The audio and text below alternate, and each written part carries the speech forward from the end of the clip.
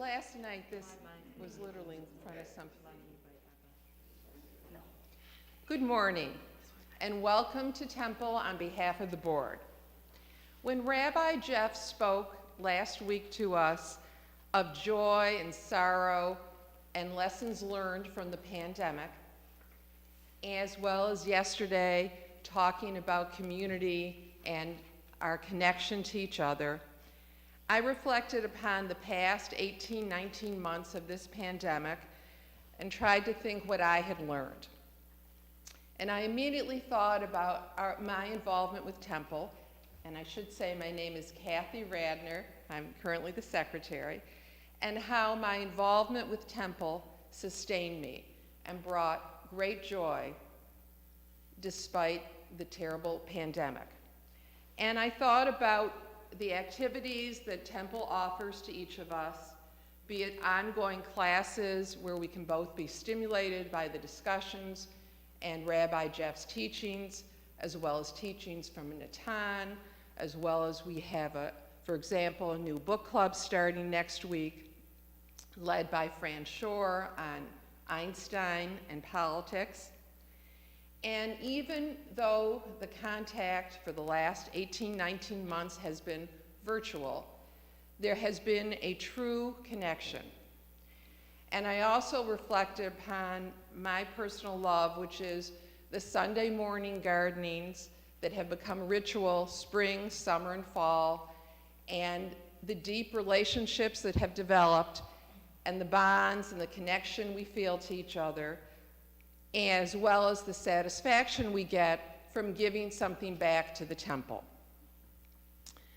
So truly, my belief is that these pursuits at Temple have been a great source of joy despite the damn pandemic. I encourage each of you to not only join, but to actively engage here, to actively connect with us. Please share your interests, share your ideas, share your time. We have a vital, multi-generational community that is open to all, that is loving, inclusive, caring, and most welcoming. There are too many activities and classes to list, but I would like to put in a special plug for our Social Justice Committee, which truly lives our mission and values and connects us with the larger communities in our area and world. As well as, for example, a new activity starting next week, which will be focused on making each of us more aware of our individual responsibility to the environment and what we can individually do. A noted Jewish activist and philanthropist once said years ago, or I heard he said it, that the key to maintaining Judaism is to making it fun. Perhaps that's not appropriate for me to discuss on today's date, but fun is what we have here. The joy brings great fun. Please, if you're interested in any information about Temple, about being involved, please contact me or any other board member. We all would be very happy to talk to you. We are 60 years strong, and for that we should be very proud. We are near completion of third generation at this congregation, and it is in fact international. Please, as we begin this time of renewal, think about keeping our congregation healthy. Please stay safe and healthy, but we have to stay healthy. Each of us can make a difference. Each of your contributions are most welcome and most appreciated. And please think it's not only about us today and this community, but it's about the next generation and generations. And what we do today to continue to build on the foundation of humanistic Judaism is creating a legacy for the future. And we know from all the national polls that there are many, many Jews, a majority of Jews who, like us, are secular.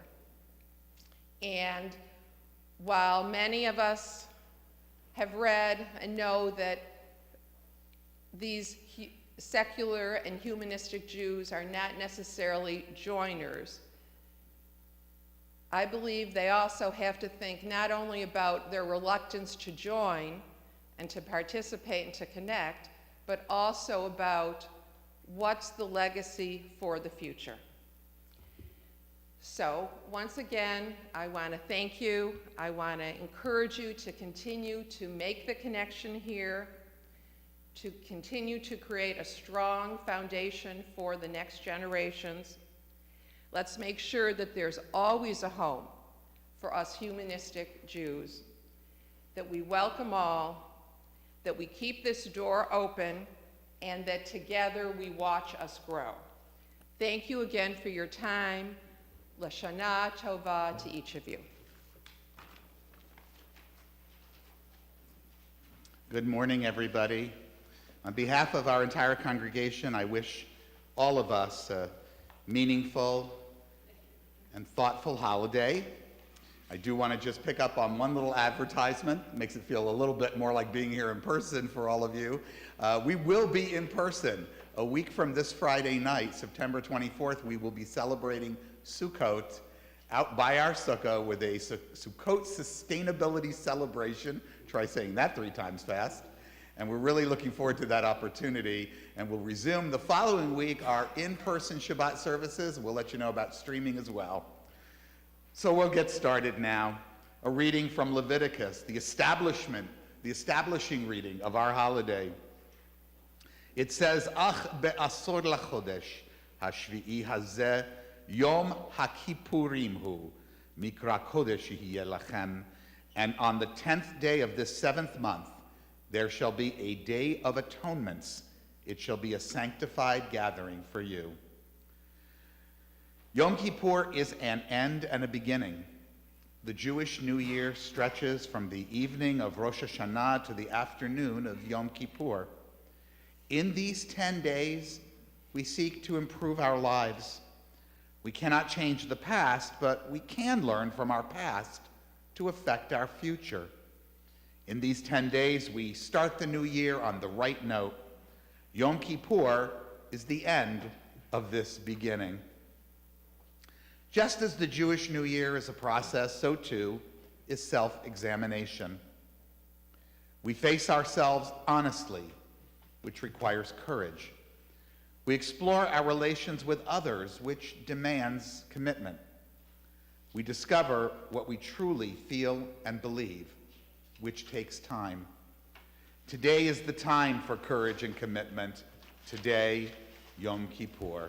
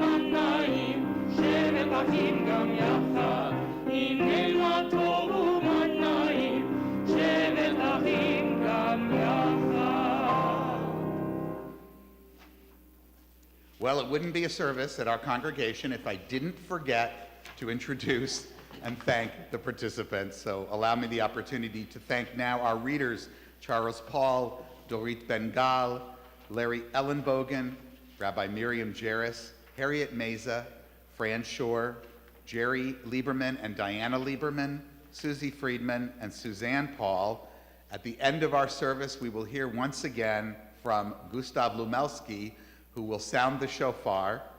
Ezra Donna conducts our music and is ably joined by these terrific musicians, Megan Lane, Kate Rosen, David Moan, and Margot Bingham. Thank you to all of you for making our holiday so beautiful. And Tim Alf and this morning David Weeks are here for tech support. It was not their fault that the internet went out last night. That was an act of, I won't say it. And finally, Anne-Marie Fisher. To you go all of our thanks. Melanie Goldberg is our next reader, and she will begin with posing some questions.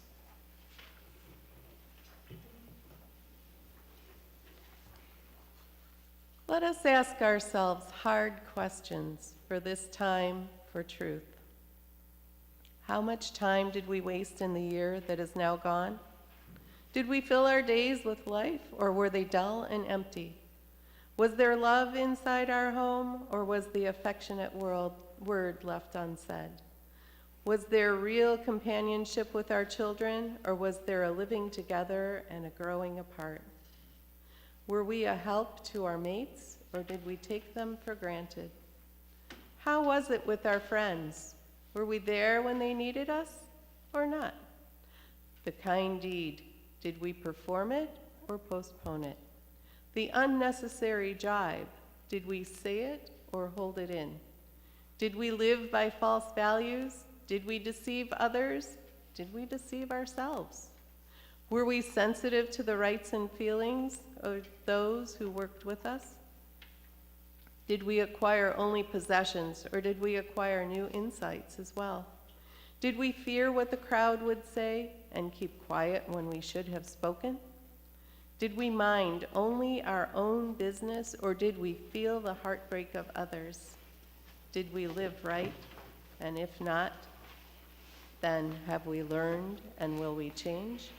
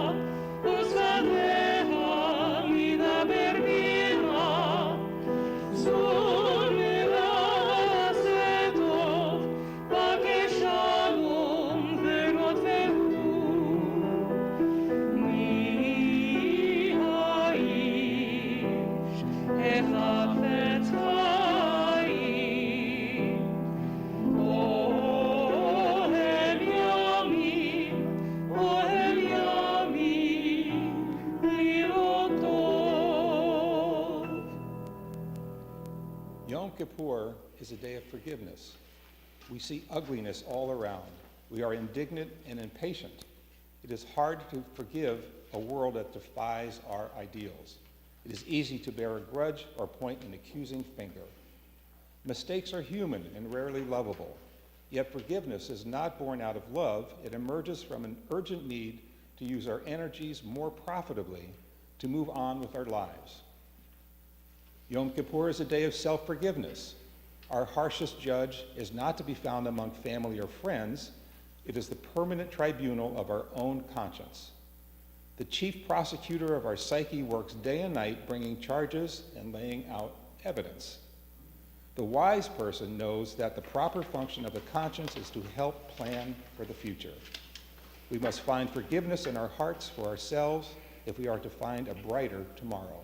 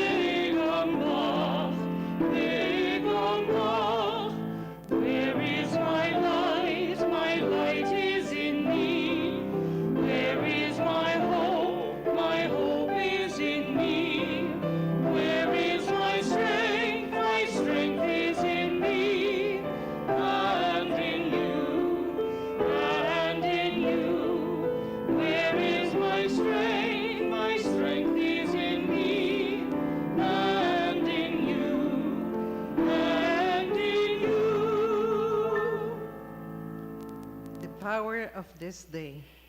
Today we see ourselves as we truly are. How do we review the record of our deeds from this past year? How do we evaluate the quality of our existence? We cannot blame our conduct on forces beyond our control. With our own hand, we write and seal the record of our own deeds. We are fully responsible for the quality of our lives, for making the most of it or the least of it. On Rosh Hashanah, we reflect. On Yom Kippur, we consider, who shall live for the sake of others? Who shall leave a heritage of life? Who shall hunger for the good? Who shall thirst for justice and right? Whose tongue shall be a thrusting sword? Whose words shall make for peace? Who shall be plagued by fear of the world? Who shall strangle for lack of friends? Who shall rest at the end of the day? Who shall lie sleepless on a bed of pain? Who shall go forth in the quest for truth? Who shall be locked in the prison of self? Who shall be serene in every storm? Who shall be troubled by the passing breeze? Who shall be poor in the midst of possessions? Who shall be rich, content with their lot? We seek to forgive ourselves and others for the past. We seek to experience a sense of renewal for tomorrow. May we go forth with rejoicing to a year of great goodness, which we shall inscribe in our book of life.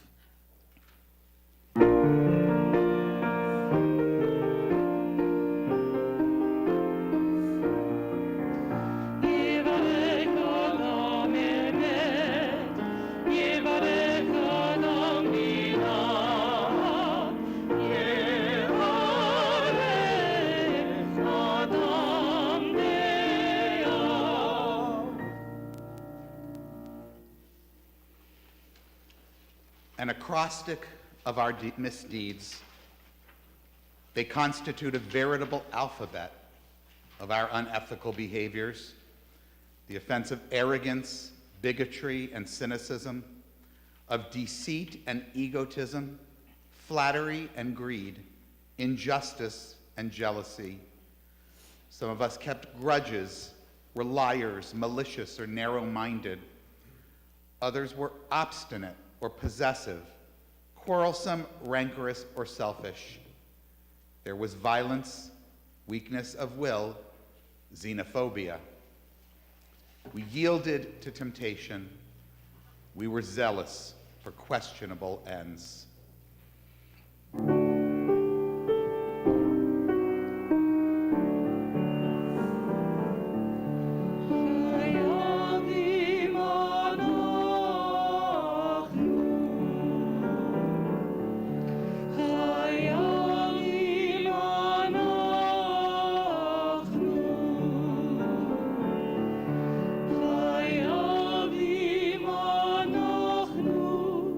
Le temps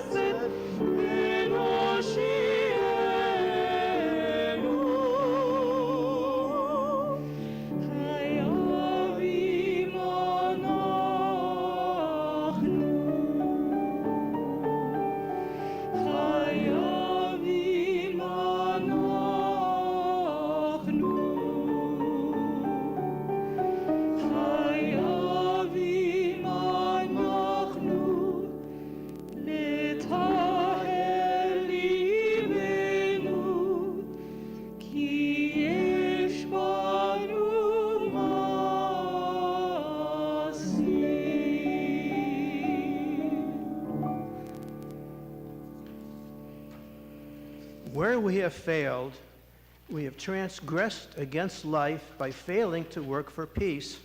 We have transgressed against life by keeping silent in the face of injustice.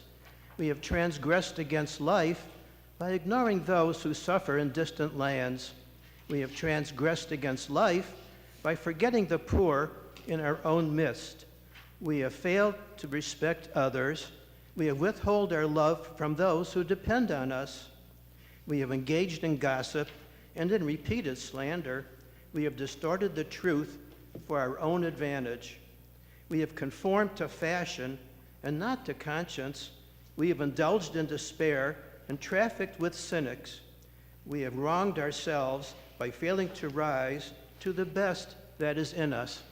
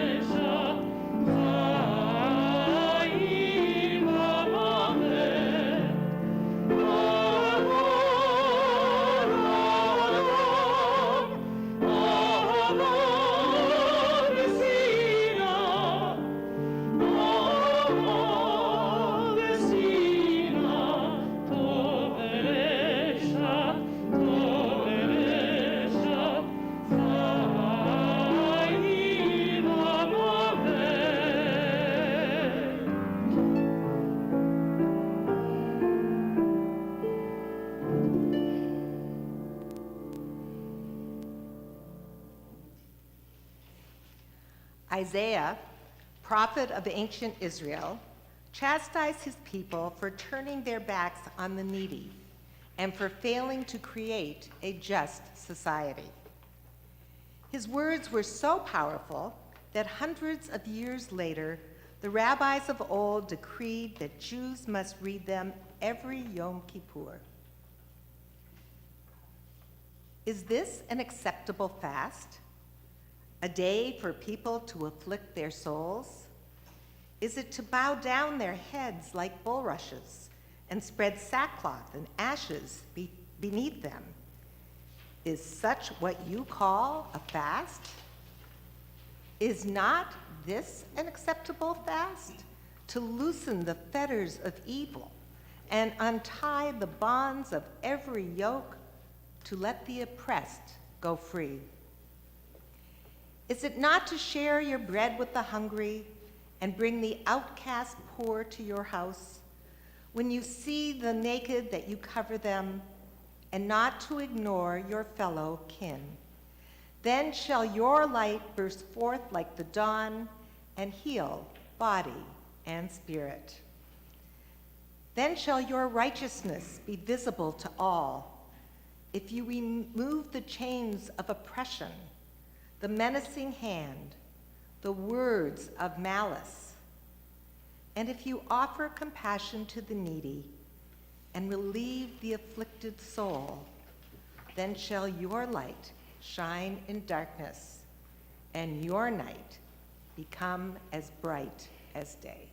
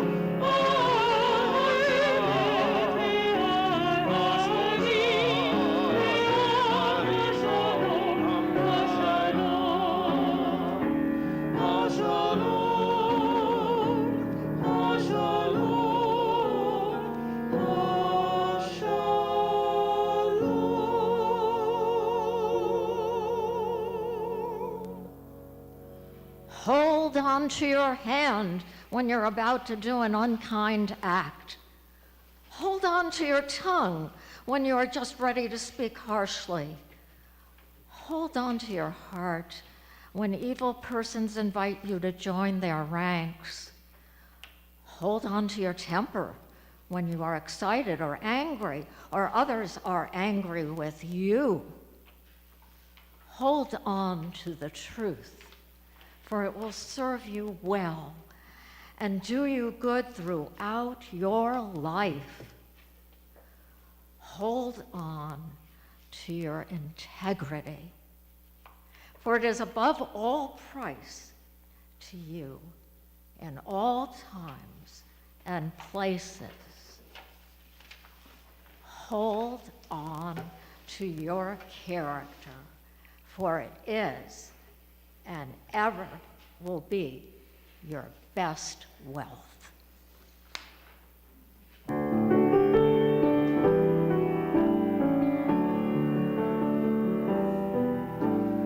There's a place with answers we are seeking. There's a place to find our light above.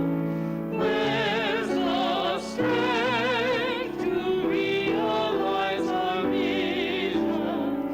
Yesh makom b'tochenu, yesh makom b'tochenu. Look within yourself, you'll find it there.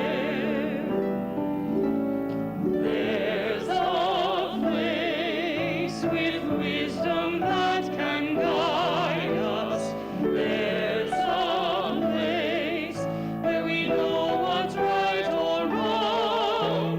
There's a path to peace that we all long for. Yesh makom b'tochenu, yesh makom b'tochenu.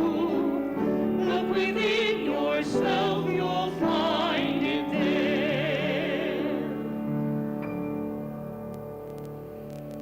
Yom Kippur is a day of truth. We have considered our past and decided not to hide from its reality. We have looked into our future, and we do not fill its spaces with fantasies of our desire. We cannot return to the past. We can only step into the future. We resolve this day to choose courage. We will not surrender to fear.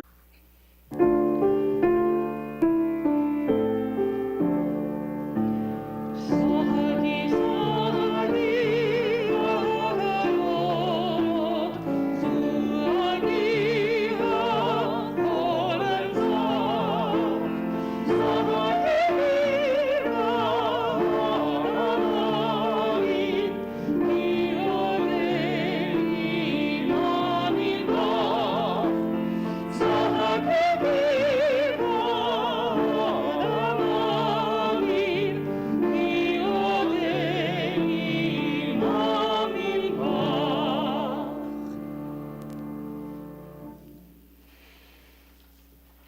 It is never too late. The last word has not been spoken. The last sentence has not been written. The final verdict is not in. It is never too late to change my mind, my direction, to say no to the past and yes to the future, to offer remorse, to ask and give forgiveness. It is never too late to start over again, to feel again, to love again, to hope again. When a person begins life, countless gates stand, waiting to be opened. The gates do not stay open forever. We walk through the years and they shut behind us. At the end, they are all closed, except the one final gate, which we must enter. Before it is too late, let us open the gates that lead to blessing. Let us enter the gate of tranquility. Let us enter the gates of kindness and compassion. Let us open the gates to those things in life that abide eternally.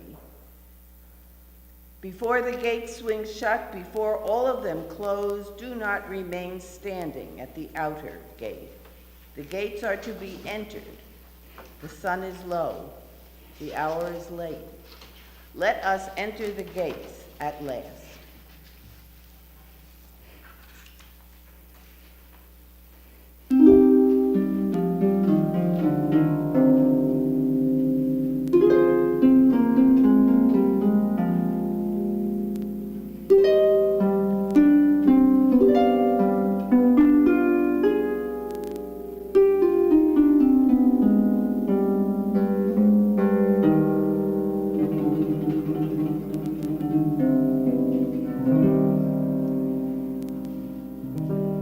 We rise up each morning,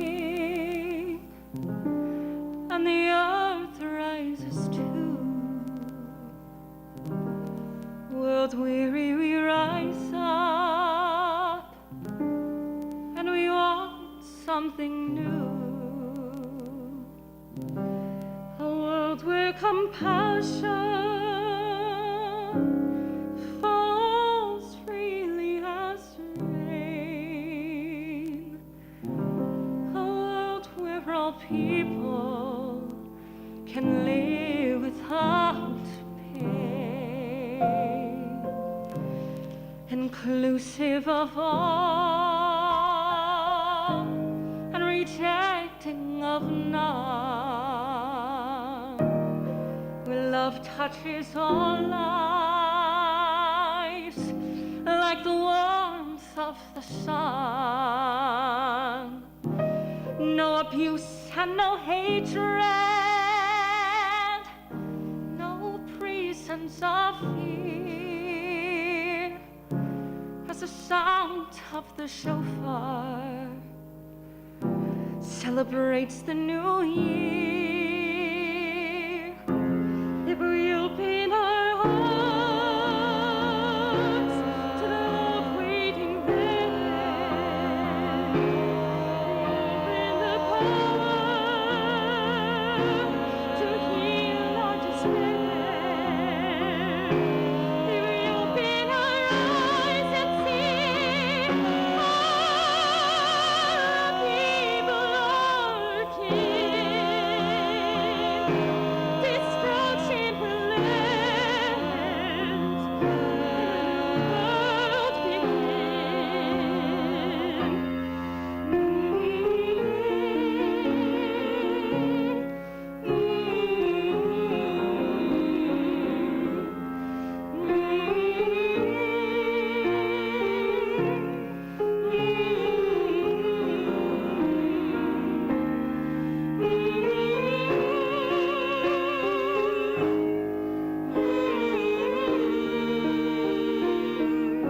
If we open our hearts, if we open our eyes, if we open our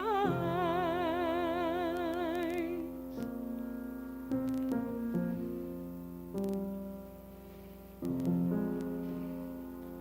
We seek peace, the most precious gift we can bestow upon ourselves. May we find the will to proclaim its message to all the peoples of the earth.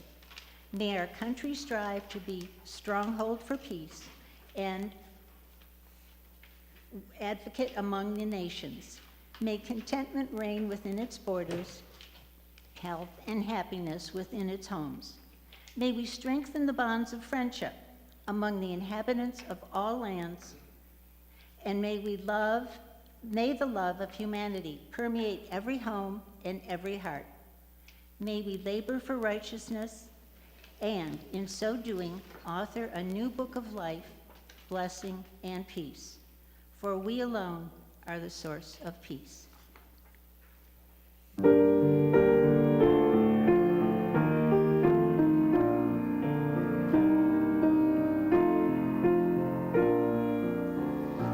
Nase shalom, shalom ba'olam. Nase shalom aleinu. Ve'adon ba'olam.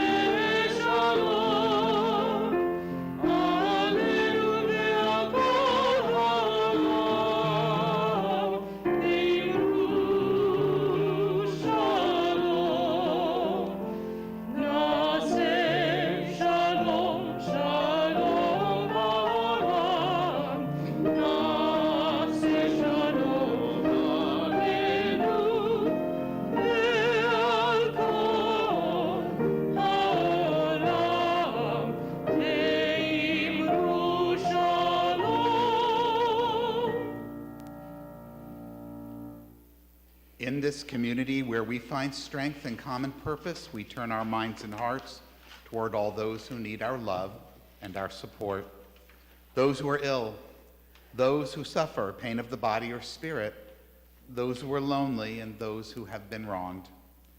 May all who suffer know that they are not alone. May they be healed quickly. May they experience a refuah shlema, a complete recovery, the renewal of their bodies and the renewal of their spirits.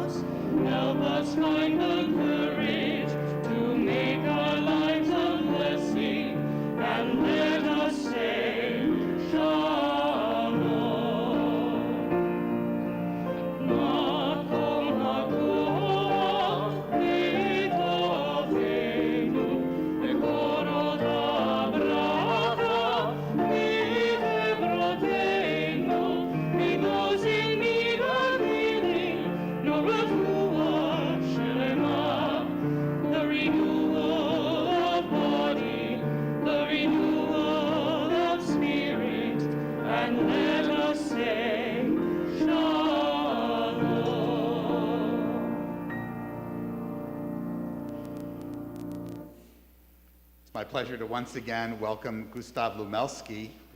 This is the last sounding of the shofar of this holiday season, and with this one final blast of the shofar, we have the opportunity to express our deepest hopes for a year of pardon and forgiveness, a year of respect and integrity, a year of love and blessing, a year of health and well-being, a year of harmony and contentment, a year of joy and wonder, a year of peace.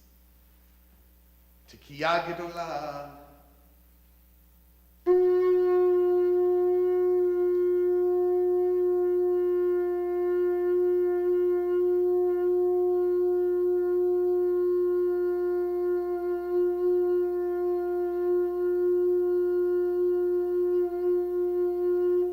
Marvelous. Thank you so much, Gustav.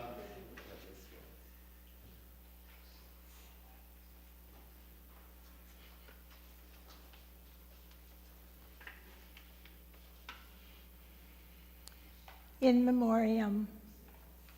If some messenger were to come to us with the offer that death should be overthrown, but with the one inseparable condition that birth should also cease, if the existing generation were given the chance to live forever, but on the clear understanding that never again would there be a child or a youth or first love, never again new persons with new hopes, new ideas, new achievements, ourselves for always and never any others. Could the answer be in doubt? We must not fear death. We must remember those who have gone before us and those who will come after us. Let us treasure the time we have and resolve to use it well, counting each moment precious, a chance to apprehend some truth, to experience some beauty, to conquer some evil, to relieve some suffering, to love and be loved, to achieve something of lasting worth. May we fulfill the promise that is in each of us, and so conduct ourselves that generations hence it will be true to say of us, the world is better because, for a brief space, they lived in it.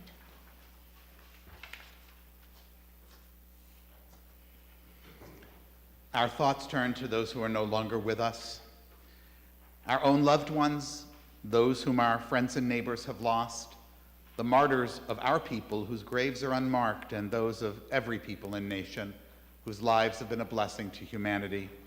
As we remember them, we meditate on the meaning of love and loss, of life and death, We think of our loved ones whom death has taken recently from us, those who died at this season in years past, and those whom we have taken into our hearts with our own.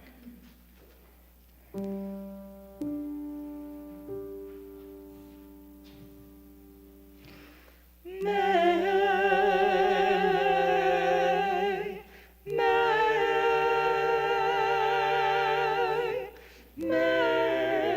the memory of good people bless our days.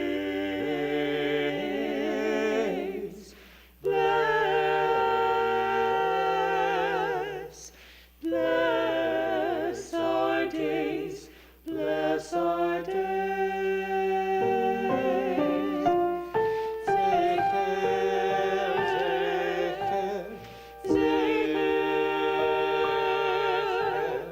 Zecher tzadikim livracha, livracha.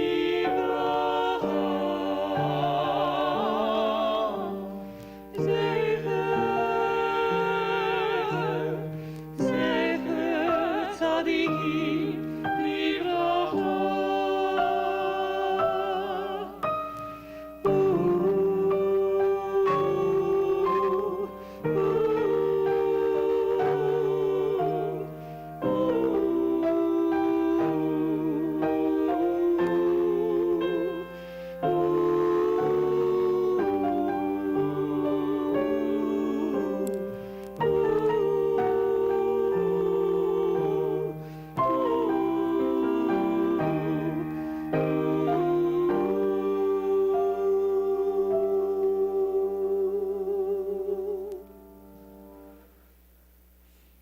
A humanistic interpretation of Kaddish. Nit gadal v'nit kadash beruach ha'adam. Let us dignify and ennoble all people in the spirit of our shared humanity. Let us acclaim the preciousness of life. Let us show gratitude for life by approaching it with reverence. Let us embrace the whole world even as we wrestle with its parts. Let us each in our own way take up our share in serving the world and seeking truth. May our commitment to life help us to strengthen healing of spirit and peace of mind. And may peace and justice permeate and comfort the house of Israel and all those who dwell on earth. And we say, Ken Yehi, may it be so. One of the things that I really love about being a humanistic Jew is that we have the opportunity, even on a solemn day like Yom Kippur, to give a smile. My topic this morning is resilience, and here's a song that I hope will also suggest that theme and bring a smile to your face.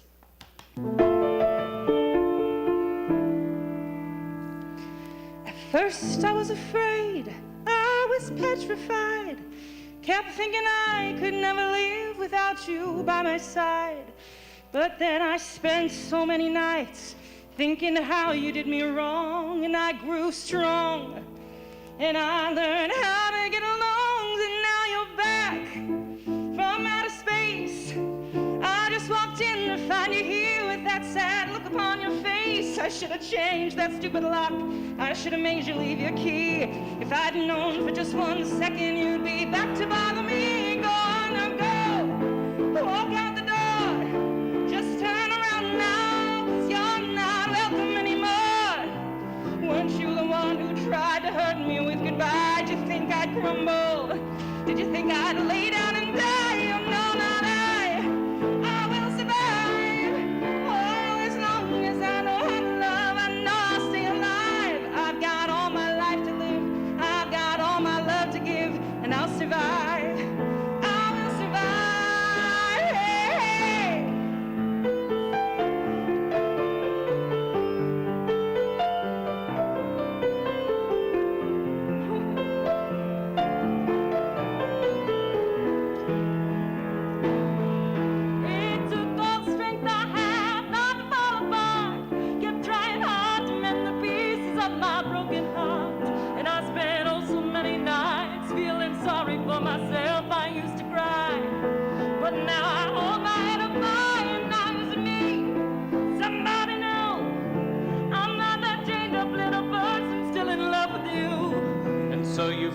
like dropping in and you expect me to be free. And now I'm saving all my loving for someone who's loving me. Go on now, go. Walk out the door. Just turn around now, 'cause you're not welcome anymore. Weren't you the one who tried to break me with goodbye? Did you think I'd crumble? Did you think I'd lay down and die? Oh no, not I. I will survive. Oh, as long as I know how to love, I know I'll stay alive. I've got all my life to live. I've got all my love to give, and I will survive. I will survive.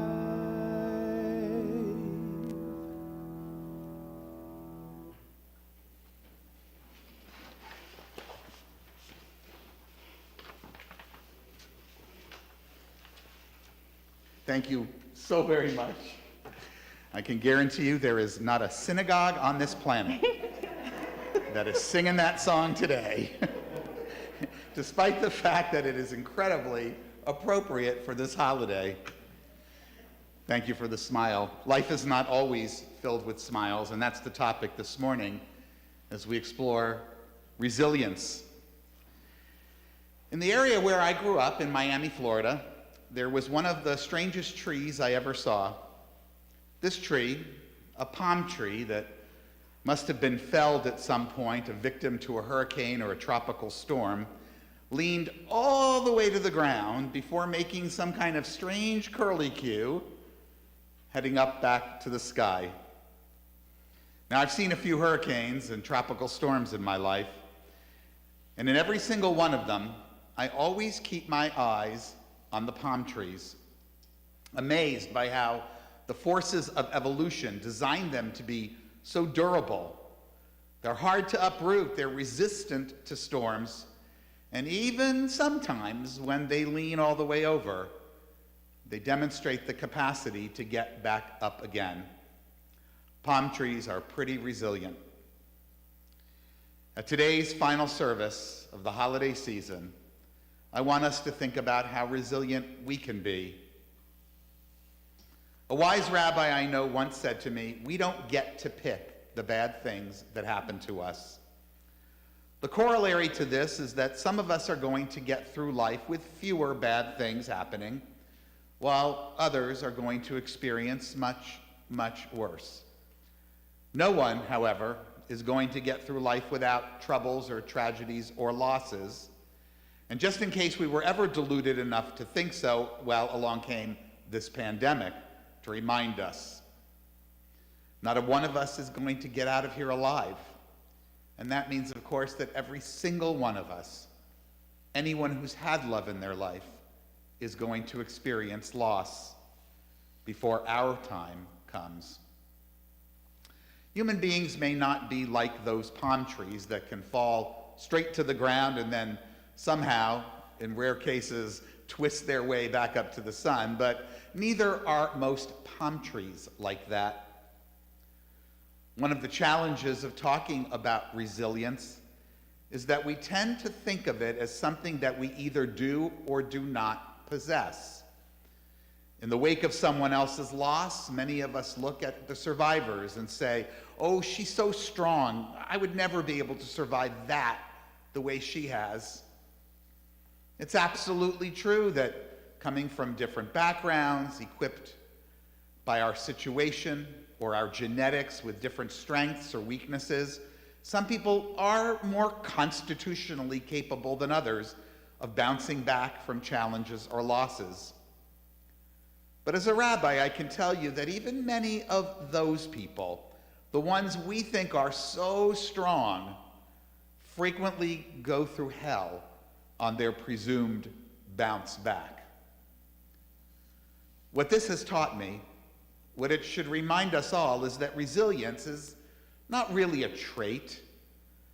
It's really a complex interplay of the circumstances we encounter, the struggles we undergo, processed through our emotional makeup, our previous experiences, our openness to learn from them, and from what others have also gone through. Before I was a humanistic rabbi, I was frequently confronted with questions like, Why do bad things happen to good people?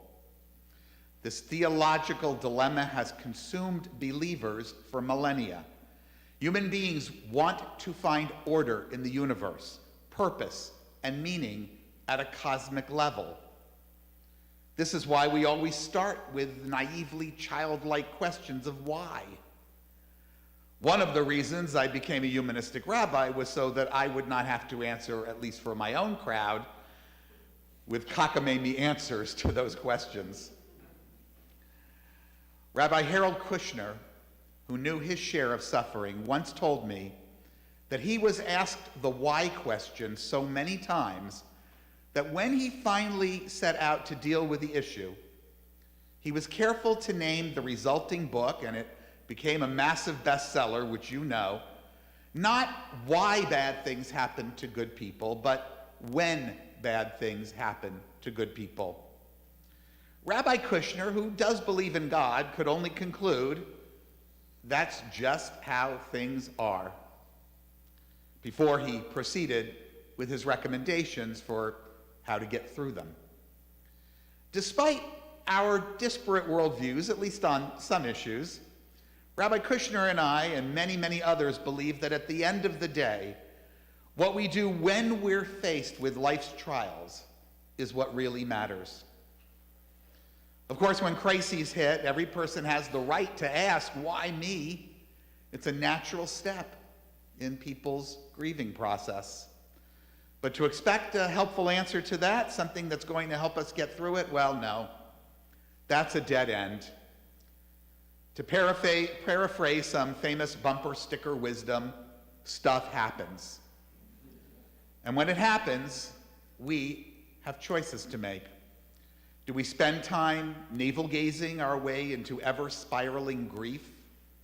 Or do we accept that what is happening, is happening, and that the most constructive response is, well, a constructive response? Some of you are aware, because I've spoken and written about it from time to time, that I'm not such a fan of some aspects of 12-step programs. There's some elements that I really praise. I like the mutual support it provides. And I also like, and this might surprise you, the Serenity Prayer. Most of you know it.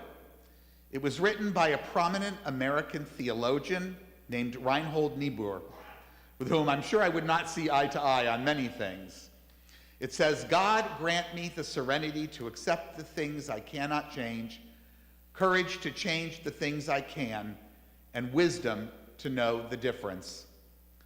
Leaving aside whether God grants this or not, this very theistic theologian offers us what is actually a decidedly human-centered approach. At its heart, a humanistic question. What kind of real control do we have over our lives? How and when do we know whether to exercise it? Humanism teaches us that only human agency, human empowerment can change our fate. So when we are going through the stuff that happens, and the answer to the question of why me is because of me, well, then the next step is quite obvious, if not at all easy. That's when we have to make the appropriate changes. And this is pretty much one of the main reasons that Yom Kippur exists. And Niebuhr's prayer, like this holiday, does not let us off the hook when it's our responsibility to change whatever it is that we're doing to bring troubles upon ourselves or others. That's why it's popular in 12-step programs that urge self-empowerment. But while humanists need to know when it's in our hands to fix our problems, perhaps we require the other sentiment of this prayer sometimes, a little bit more. We need to acknowledge what we cannot change. Because we place so much trust in human agency and empowerment, sometimes it's difficult for us to identify those times when we are powerless over whatever is happening to us, when we need to accept some things as things we can't change, when we have to stop trying to take control over those things. Accepting that we are sometimes really powerless over what is happening to us can be a little bit challenging for people of our type, maybe as much as letting go of the idea that God makes everything happen for a reason might be for others. Some things, actually a lot of things, just happen. The pandemic just happened. Unhappy childhoods, tragic accidents, untimely deaths, elders who fall hopelessly ill. Many, many other things just happen. And even when humanity has a shared responsibility for something bad that's happening, climate change comes to mind, well, when we're the victims of that hurricane or that fire, our response is not going to be to attend a protest. It's going to be, maybe later, it's going to be to figure out what we have the power over and what we do not in our immediate response. By all means, let's get involved in those movements that improve the world. But let's also remember that humanism does not teach us that self-empowerment can alter the course of every human event. So, now we've accepted reality. What comes next? What is in our power? How can we bounce back? Well, first of all, perhaps we need to alter our expectations of what it means to be resilient. I said earlier that resilience is not a trait so much as it is a set of skills that we acquire from living through challenging experiences. For many of us, watching people who seem to bounce back obscures the reality that if there is ever to be any kind of bouncing, or, and now I'm going to switch up my metaphors, any light at the end of our tunnels, we must first go through those tunnels and find the appropriate responses in there. Almost every difficult situation that puts us there is related to some kind of loss. Sometimes it's the death of a loved one. Even those that come in the natural course of life can be terribly difficult to get through. At other times, we are dealing with the loss of good health, ours or a loved one's. Still, others impact our way of living. Divorce, things that happen to our children as adults that we can't control, loss of employment, of economic security, or just of the freedom to do what we want to do. No matter what it is, the only way forward is to go through it, and that requires us to feel the pain. One of the most emotionally evocative stories in our tradition is the tale of Joseph, you know, the one of Amazing Technicolor coat fame. You may recall that Joseph was a little bit full of himself, something of a braggart, which led his very jealous brothers, those same brothers for whom the tribes of Israel are named, to arrange to get rid of him. Now, the plan was probably to get rid of him, but one of the brothers, Judah, convinced his siblings just to sell him into slavery, and they did so. The part of the story we're interested in is what happened next. They took Joseph's robe, slaughtered a goat, and dipped the robe in the blood. They had the long robe with sleeves, the Technicolor coat, taken to their father, and they said, "This is what we found. See now whether it is your son's robe or not." Jacob recognized it and said, "It is my son's robe. A wild animal has devoured him. Joseph is without doubt torn to pieces." Then Jacob tore his garments and put sackcloth on his loins and mourned for his son many days. All his sons and all his daughters sought to comfort him, but he could not be comforted. He refused and said, "No, I shall go down to Sheol to my son, mourning." Thus his father bewailed him. This is the origin story of the tradition of Kriya. Here in America, outside of the Orthodox community, Kriya consists of pinning a little black perforated ribbon over the chest and mumbling a few words in Hebrew, after which the mourner tears it on the dotted line.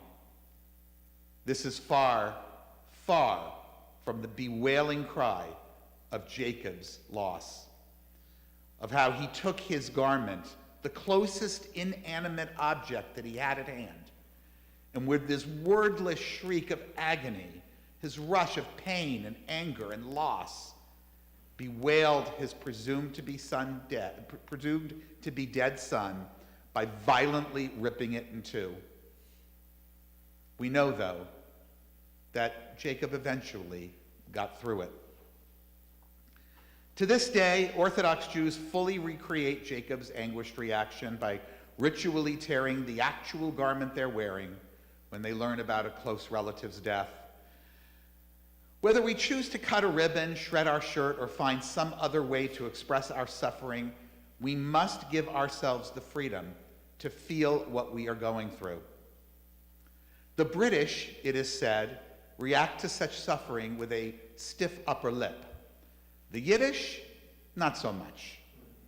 The entire weight of Jewish tradition recommends that we feel our feelings. And I'm sure, by the way, that the British so-called tradition is a little bit more myth than reality. Only by confronting and dealing with our pain, through therapy, the counsel of friends, or other hopefully constructive means of expressing our anguish, can we survive. That's what Jacob ultimately learned.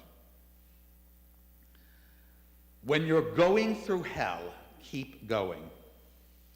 This little piece of wisdom, which was erroneously, as it turns out, attributed to Winston Churchill, is a little phrase that's helped me through some difficult times, reminding me that in most situations we can and often successfully do get through the challenges we face.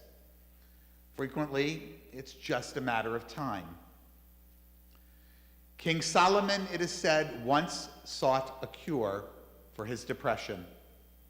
Hearing that there was a magic ring that could cheer the beleaguered, he sent one of his advisors in search of it. For many months, the man navigated the known world, followed every lead to every trader or merchant or anyone rumored to traffic in magical objects. Exhausted from the quest, having found no such ring, he headed for home. There, in his village's own marketplace, he was approached by a seller of goods. "I have been waiting your return," the merchant said to him. "I've known since you left that I can get you the object you've been seeking." Within 2 days, the merchant produced a ring. It was really quite ordinary, except for 3 letters engraved upon it: a Gimel, a Zion, and a Yud. The merchant told him that whenever the wearer is consumed by troubles, he need only look at the 3 letters and pronounce the words for which each of them stands: Gam ze ya'avor. This too shall pass. The seeker of the ring returned to King Solomon, and it brought a smile to his face. One day when my younger daughter was about 14 or 15 years old, she was suffering the aftermath of what must have been a hellish day of teenage friend drama at school. From behind her closed door, I heard her crying. I tentatively knocked, and she came to the door to open it and suddenly hugged me. She embraced me with tears in her eyes and asked, "Why does everything have to be so hard?" I'm not going to lie, my heart broke a little. Still does when I think about it. It's hard to watch our baby struggle. But I said to her, instead of trying to fix it, "One day this will all be a memory, if you remember it at all." She doesn't. Fast forward to well over a decade later, when the pandemic broke out, as we were all in the midst of our fear and confusion, my daughter sent me a social media meme in Hebrew. What did it say? Gam ze ya'avor. This too shall pass. It is not true that time heals all wounds, but it is true that time does pass, and our troubles frequently with it. Knowing that there will always be others in the future, we can only add to our reservoir of resilience from what we endure. But what if we are unsure, or the time has come, that we will ever pass through it? Can we still be resilient in the swirling winds of never-ending storms? This is one of the questions addressed by Dr. Viktor Frankel in his timeless book, Man's Search for Meaning. It is, for me at least, one of the most important books ever written. Viktor Frankel was a Jewish Austrian psychiatrist and psychotherapist, born in 1905. He developed a treatment that he called logotherapy. Its foundation was rooted in the idea that the primary motivation of every human being is not a search for happiness, but rather the search for a meaningful life. When the Nazis rose to power, Dr. Frankel was offered refuge abroad, but he refused to abandon his parents. Ultimately, he and they, his whole family, were taken to the camps where most of them were killed. And yet, it was there in Auschwitz that he made the conscious decision to continue his own search for meaning. He set out to test his theories under the worst imaginable circumstances as he tried to help his fellow prisoners, hoping that someday he would bring what he and they learned back to the world. His book, published in 1946, was the result of the more than hard-earned wisdom he accumulated as he went through that hell. What enabled Franklin to, at least internally, follow his own path to meaning, even in Auschwitz, where the concept of freedom was practically incomprehensible, and where knowing what you could change and not change was pretty clear, he discovered what he called the last of the human freedoms, something that he did have control over. He called that last human freedom the freedom to choose one's attitude. In any given set of circumstances, he said, to choose one's own way. He believed that no matter what, no matter where, people always had some choices to make. When I reflect upon the choices we make to find meaning in the midst and aftermath of trauma, I'm inspired by Frankel's own choice to serve others. As a rabbi, I encounter people struggling with all kinds of trauma and loss. And because I'm not a therapist, I'm always trying to learn more, and always learning more, actually, than I have to teach. I try to pass a little bit of it on. Back when I was a university Hillel rabbi, I learned from a woman I knew, one of my students, who had been raped. I learned about the horror of what happened to her as I stood with her family and her every single day in court. After the trial ended, she chose to serve others by becoming a campus rape crisis peer counselor. I've learned from parents who have lost children, perhaps the greatest and most unimaginable pain that anyone can know. And I've watched as later, acknowledging the reality that only they who have experienced it can truly comprehend it, helped themselves by helping others who lost their children too. One such survivor, a woman who lost a grandson, and then her daughter, that child's mother, sometime later, wrote about this, explaining why she helps others. How I wish that I were not in this miserable club of bereaved parents. When every day I become increasingly aware of more parents in this terrible situation, I feel compelled to find some way to turn my tragedy into value for others. Being a storyteller and writer, she says, as well as a wounded mother, I lead workshops for children, families, professionals, bereavement centers, bereavement camps, hospitals, using stories as a focus for healing. It never ceases to amaze me how our mere presence in the lives of people who have gone through what we have can help us to rise again, even as we raise them up too.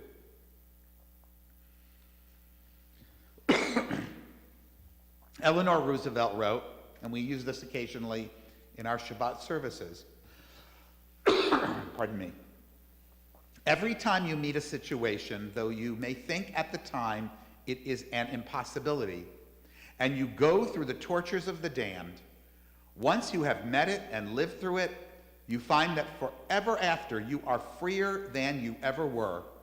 If you can live through that, you can live through anything.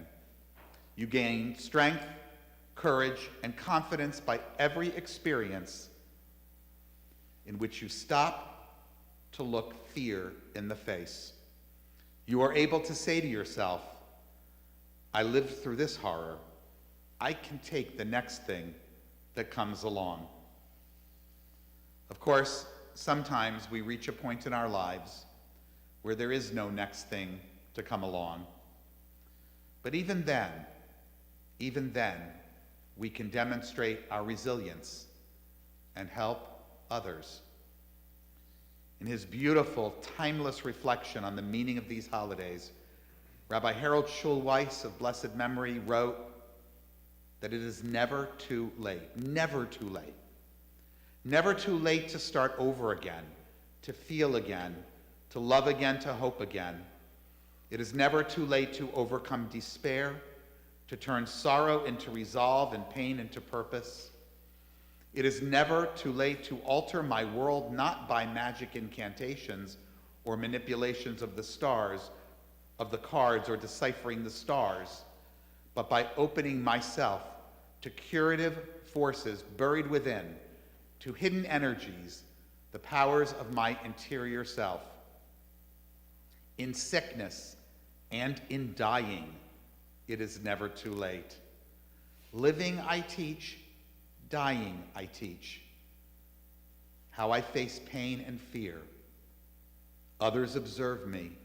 Children, adults, students of life and death, learn from my bearing, my posture, my philosophy. Yes, even when we face the final moments of our lives, as Rabbi Schulweis pointed out, we can be there for others, and by thus doing, be there for ourselves. I began by talking about those Miami palm trees I grew up around, so well suited to survive the storms. They have evolved roots and trunks and branches that keep them standing, helping them to bend but not break. Well, we too are well suited to survive our storms.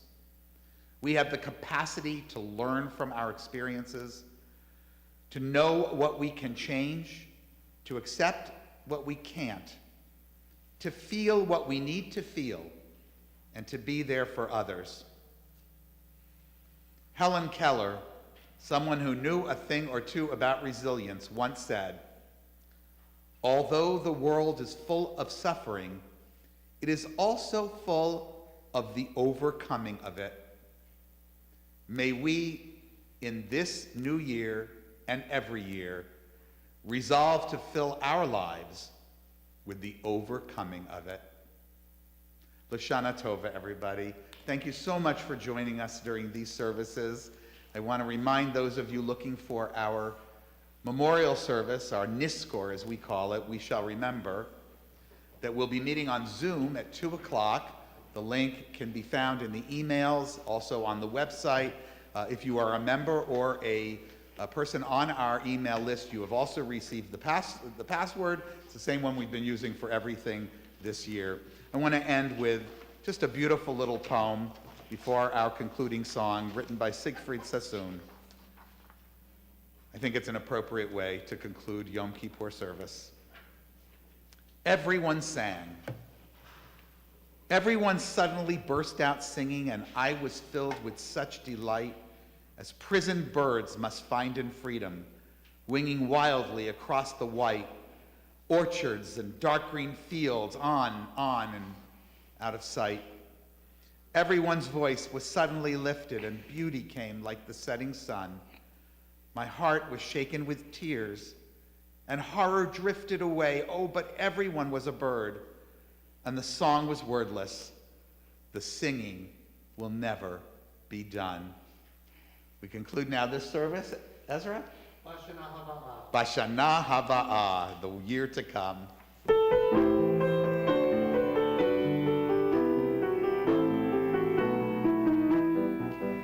Bashana